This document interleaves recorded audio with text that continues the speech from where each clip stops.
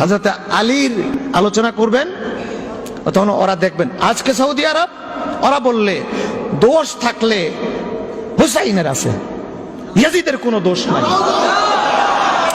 Saudi আরবে ইয়াজিদের বাচ্চারা প্রশাসন পরিচালনা করছে, যখন ইয়াজিদের বিরুদ্ধে বলবেন ঠাস করে সর মেরে দিবে। ইয়াজিদের বিরুদ্ধে বললে সৌদি আরবে উপায় নাই, ওরা বলে দোষ থাকলে হুসাইনের আছে। এই ইয়াজিদের টাকা বাংলাদেশে খাইয়া, রিয়াল খাইয়া পেটের তল্লা বাড়ি হয়ে গেছে গা। এরা বক্তৃতা করে বাংলাদেশে বলতেছে হুসাইনের দোষেই কারবালার ঘটনা হয়েছে। আজকে যারা হুসাইনের দোষ বলে কারবালাকে ভিন্ন খাতে চালিয়ে দিতে চায়, তাদের পিছনে কি নামাজ পড়া জায়েজ হবে? বিয়াদবের পিছনে নামাজ পড়া জায়েজ হবে? সারা বাংলাদেশের মানুষ যেন মনে রাখে, কারবালাকে যারা হুসাইনকে দায়ী করতে চায়